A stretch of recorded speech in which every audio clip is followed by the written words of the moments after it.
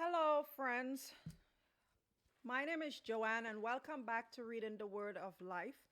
The Word of Life, as you know, is the Word of God, come from the Holy Bible. And today I'm here to encourage you that the Word of God is still alive and it's powerful and it's sharper than any two-edged sword, and it is able to show you what's in your heart, what's in your soul, what's in your spirit. And God is a discerner of all thoughts, and He is able to help us to think the right thoughts as we read His Word to understand His heart towards us.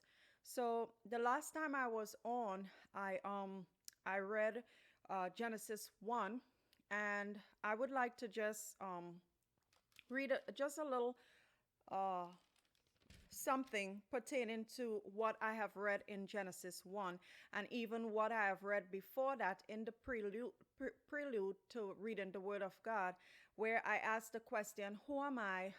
Where did I come from? And, just how did it all began? And the answer is God, right? God is the creator of all things. As I have read in Genesis 1, you know that God is the creator of all things, and God existed before the universe came into being.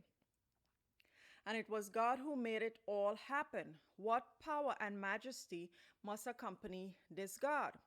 The Genesis account of the beginning of all things is a revelation which ascribes creation to an all powerful, all knowing, and purposeful supreme being, a living creator and a spiritual God acting with meaningful deliberation. In documenting the creation of man, the account suggests that God speaks with more than one voice in bringing about his creation. The implication is that there is a fullness to this divine personality, a fullness which will be more completely revealed as the biblical text unfolds, right? Of even more significance is the statement that in some way distinctly different from all other creatures, mankind has been created in the very likeness of God. Surely this cannot mean that the likeness is a physical resemblance, since God existed before anything physical came into being. Therefore, it probably suggests that, like God, human beings are essentially spiritual beings, having an intelligence, moral consciousness, and freedom of choice. Though limited by human form, mankind is given creativity and permitted to exercise a degree of dominion over God's creation and the lesser creatures within it. What an amazing thought that mankind, both male and female, should be so honored by their Creator, by our Creator, as if to underscore the significance of mankind's creation. The Genesis revelation gives a special account of the first man and woman known as Adam and Eve. Adam is formed first from the elements of the earth, as if God, working like a potter, fashions him from a lump of clay. Then Eve is formed from a part of Adam's own body, suggesting a wholeness and unity between man and woman, particularly when the two are joined in the marriage relationship, which is instituted with the first couple. Both Adam and Eve share in the uniqueness of having received a divine inbreeding of God's Spirit, which sets them apart from all other living creatures. They are given dominion over the other creatures and are set in a garden of lush vegetation in a place called Eden, an area associated with the Tigris and Euphrates rivers, just east of the Arabian desert in the Middle East. Here in Eden, Adam and Eve, like in a time of innocence until they both are tempted by a serpent to eat a particular fruit which God has forbidden them to touch or taste.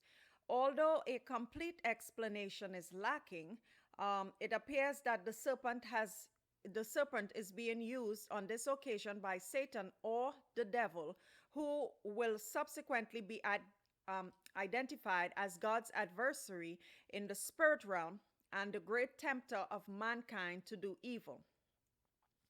The effect of Adam and Eve's disobedience to God is a new acquaintance with sin and the reality of punishment.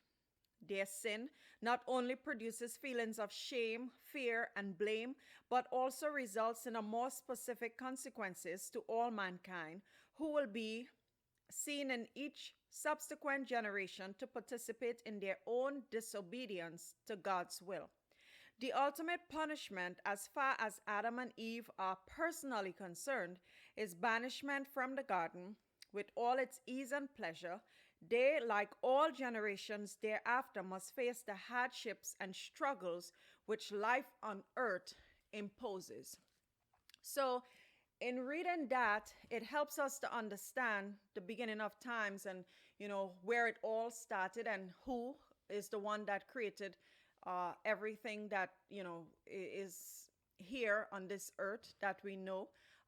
Humans, plants, animals, the constellation, the stars, the moon, and just about anything that is great and that we stand in awe of. So, it helps bring the understanding to ground level, whereas when we start reading the word of God, we would understand where all things come into place, rules and laws and disobedience and obedience and families and just how life is really supposed to be operated, and the way that we are supposed to live and who we are supposed to look to for all our help. So before I get, carried away, I would like to ask you guys to please like and subscribe.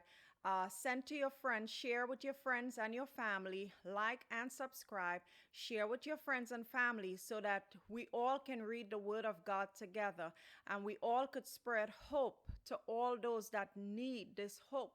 The Word of God is alive, it is powerful, it is sharper than any sword, and God, whatever He says, it does come to pass because, we just started to read Genesis and you see God said, God said, God said, and it was so.